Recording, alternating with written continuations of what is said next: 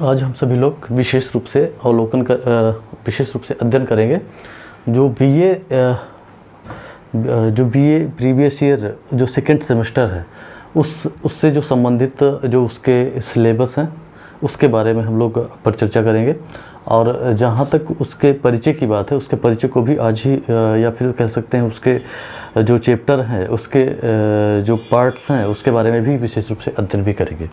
तो आज की डेट में हम लोग बीए जो फर्स्ट ईयर है, जो उसका सेकंड सेमेस्टर है, उसके बारे में अगर ध्यान से समझें तो कह सकते हैं कि इसमें एक तो आपका थ्योरेटिकल पार्ट होता है, एक आपका प्रैक्टिकल पार्ट होता है। दो पार्ट्स हैं। जो थ्योरेटिकल पार्ट में अगर देखें तो उसमें लिखित परीक्षाएं आपकी होंगी, और जो प्रैक्टिकल से संबंधित होते हैं उसके अलग पार्ट होते हैं, उसके अलग मार्क्स आपको निर्धारित होते हैं। तो इसमें जो पहला आप जो सेकंड सेमेस्टर में बच्चे हैं या जो सेकंड सेमेस्टर में जो पढ़ाई करने वाले बालक हैं, छात्र छात्राएँ हैं, उनको इसका विशेष रूप से एनालिसिस करना चाहिए, क्योंकि ये चीज़ें कहीं ना कहीं इस जो हम लोग के सिलेबस हैं उसी के अकॉर्डिंग हम लोग को पढ़ाई भी करनी होती है। और इसके बारे में अगर हम लोग तुलना करें तो कह सकते हैं कि ये हमारे लिए विशेष रूप से महत्वपूर्ण है। और इसमें अगर ध्यान से समझें तो कह सकते हैं कि जो आपका जो फर्स्ट ईयर है, उसका जो सेकंड सेमेस्टर है, उसमें जो एजुकेशन या शिक्षा शास्त्र का जो एक जो पार्ट्स है, उसमें सबसे पहला जो टॉपिक दिया गया है उसमें एनिसेंट एजुकेशन सिस्टम को बताया गया है। एजुकेशन एनिसेंट सिस्टम को अगर हम लोग ध्यान से समझें तो कह सकते हैं कि जो ये एजुकेशन सिस्टम है, एनिसेंट मतलब प्राचीन जो भारतीय शिक्षा थी उसका जो सिस्टम था, एजुकेशन सिस्टम था, उसके बारे में हम लोग अध्ययन करेंगे। और उसके अध्ययन के साथ साथ हम उसमें जो कुछ पार्ट्स दिए गए हैं, जैसे हमने एनिसेंट में आप लोग को प्राचीन के अंतर्गत अगर देखें तो हमने वैदिक काल को फर्स्ट सेमेस्टर में भी पढ़ा था, और वैदिक काल को फर्स्ट में भी पढ़ाया गया है, लेकिन सेकंड में भी वैदिक एंड बौद्धिस्ट पीरियड को भी बताया गया है। तो ध्यान रखेंगे इसमें इसको पढ़ना है, अर्थात वैदिक and Buddhist period, main characteristic aim of education and ये merits of a demerits of education system and ये view points of a travels towards ancient Indian education system. इतने पार्ट्स को या फिर इस टॉपिक के अंतर्गत हमको इस चीज़ों का अवलोकन करना है। अर्थात कह सकते हैं कि भारत में प्राचीन शिक्षा से संबंधित जो उसमें गुण थी, विशेषताएं थी, या उसमें जो भी समस्याएं थी, उन सब के बारे में हम लोगों को विशेष रूप से इसमें अवलोकन करना है। तो किसके अंतर्गत हम लोग कह सकते हैं कि यह हमारे लिए विशेष महत्वपूर्ण है और यह टॉपिक हमारे लिए बहुत ही महत्वपूर्ण है। तो ये चीज़ें भी आपको ध्यान रखनी है। दूसरी नंबर चीज़ है कि दूसरा जो व्यू पॉइंट्स दिया गया है, दूसरा पॉइंट्स अगर हम लोग देखें तो दूसरे पॉइंट्स में हम कह सकते हैं कि दूसरे में दिया गया है education in medieval period. Education in medieval period अगर देखें तो एक था आपका एनिशेंट, फर्स्ट था आपका एनिशेंट, दूसरा है आपका मिडोल। तो मिडोल पीरियड में क्या चीज़ें आती हैं, इसमें हम लोग मेन कैरेक्टरिस्टिक, अर्थात मिडोल मतलब मध्यकालीन से संबंधित जो शिक्षाएं हैं उसमें जो उसके प्रारूप है या उसकी प्रणाली है, उसके मेन कैरेक्टर को भी हम लोग ध्यान से समझेंगे।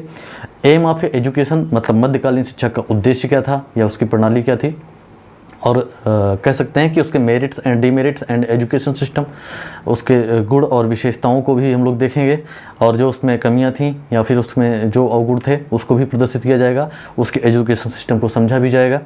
Contribution of a modern Indian education system मतलब जो कंट्रीब्यूशन है, मतलब आज के डेट में जो हम लोग का कंट्रीब्यूशन है मध्यकालीन शिक्षा के, उसके बारे में हम लोग तुलनात्मक अध्ययन करेंगे।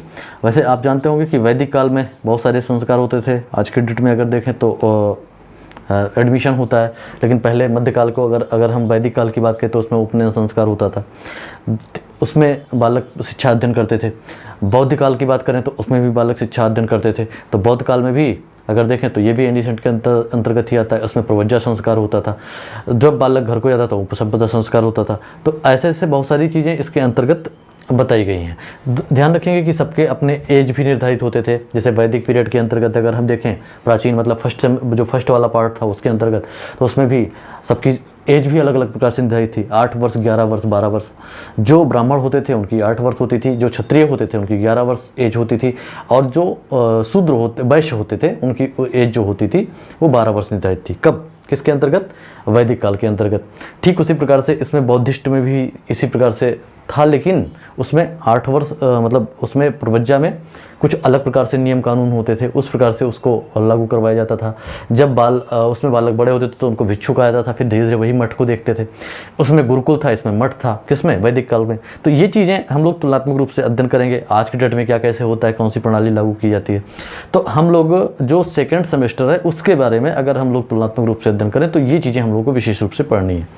जो हमने सेकंड पॉइंट बताया कि मेडोवल पीरियड में अगर ध्यान रखें, मध्यकालीन की शिक्षा के अंतर्गत, उसमें हम लोग मुस्लिम काल की शिक्षा भी कहते हैं, उसके अंतर्गत बिस्मिल्लाह खान रस्म की अदायगी होती थी। 4 वर्ष 4 माह और 4 दिन का बालक होता था, उसके अंतर्गत हम शिक्षाओं को कैसे आगे बढ़ाते थे। उसमें कुरान की आयतें पढ़ाई जाती थी, कैसे कैसे उसमें बालक को अलग अलग प्रकार से कैसे उसमें कौन से जो विद्यालय होते थे, किस प्रकार से उसमें बालक मकतब मदरसे में प्रवेश पाता था, कैसे कौन सा हायर था, कौन सा निम्न मतलब उच्च था, कौन सा अपर था, कौन सा लोअर था, मतलब ये दोनों चीज़ें हम लोग ध्यान से समझेंगे। उसके बाद में जो थर्ड पार्ट्स आता है, तो थर्ड पार्ट्स के बारे में अगर देखें, तीसरे टॉपिक के बारे में, तीसरे टॉपिक जो पढ़ा जाएगा उसमें होगा एजुकेशन इन कॉलोनियल पीरियड। अगर इसको कह सकते हैं ब्रिटिश कालीन शिक्षा।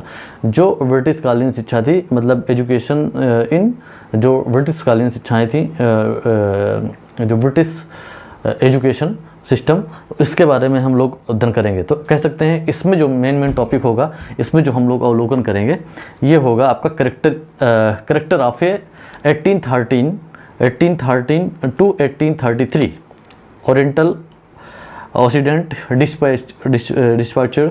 तो ये चीज़ें हम लोग पढ़ेंगे। 1813 का जो प्राच्य पाश्चात्य विवाद था, इसके बारे में अवलोकन हम लोग करेंगे।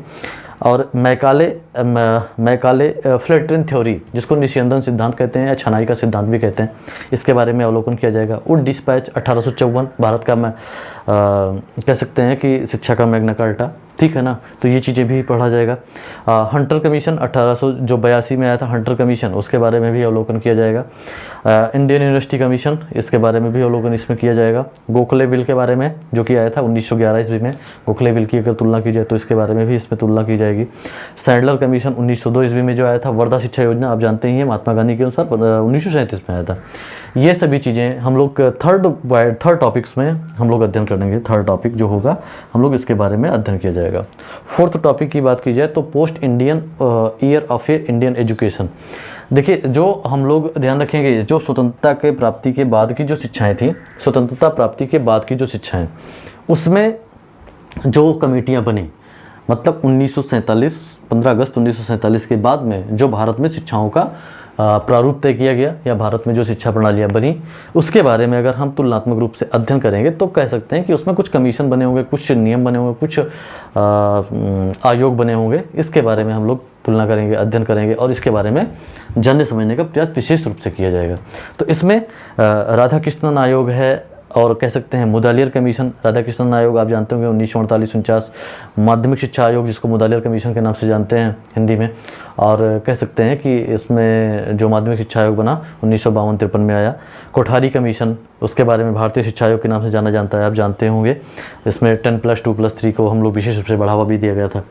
आगे national policy of education 1986 and 1992, ये और क्या कह सकते हैं कि नेशनल एजुकेशन पॉलिसी 2020, इसको बारे में भी हम लोग इसमें फोकस करेंगे, ठीक है ना। तो इस स्वतंत्रता प्राप्ति के पश्चात जो इसमें जो शिक्षाएं हैं, उसके बारे में हम लोग तुलनात्मक रूप से अध्ययन किया जाएगा, ठीक है ना।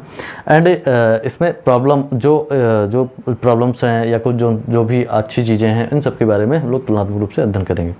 तो आपके ये जो आपके पार्ट्स बताए गए हैं, ये पार्ट्स आपके कहीं ना कहीं हमारे लिए महत्वपूर्ण ही हैं। तो फोर्थ पॉइंट्स में हम लोग इसके बारे में अवलोकन करेंगे।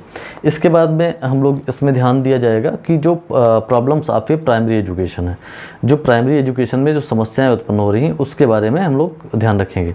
और इसमें कह सकते हैं कि प्राथमिक विद्यालय की स्थिति कैसी है, या प्राथमिक विद्यालय factors a condition of a primary school, या training of a primary school of a teachers, या फिर inability of a teaching of a material, या फिर कह सकते हैं loop of a supervision of a administration, problem of a uniformities. इन सब के बारे में हम लोग विशेष रूप से पढ़ा जाएगा और ध्यान से समझा भी जाएगा। तो ये चीज़ें ध्यान रखेंगे। ये आपका 5वां पॉइंट होगा जो कि प्राइमरी एजुकेशन से संबंधित जो भी समस्याएं हैं उसके बारे में। वैसे हमने पूर्व में भी जो फर्स्ट सेमेस्टर था उसमें भी हम लोग इसके बारे में कुछ ना कुछ अवलोकन करते ही रहे हैं, लेकिन इसके बारे में डीपली रूप से इसमें भी ध्यान से समझने का पढ़ने का प्रयास विशेष रूप से किया जाएगा, ठीक है ना।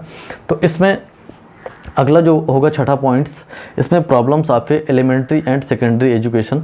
इसमें कह सकते हैं कि प्राथमिक एवं माध्यमिक स्तर पर जो शिक्षा की समस्याएं हैं इनके बारे में हम लोग अध्ययन करेंगे। जो प्राथमिक स्तर की जो शिक्षाएं हैं इन दोनों के बारे में हम लोग विशेष रूप से अवलोकन करेंगे।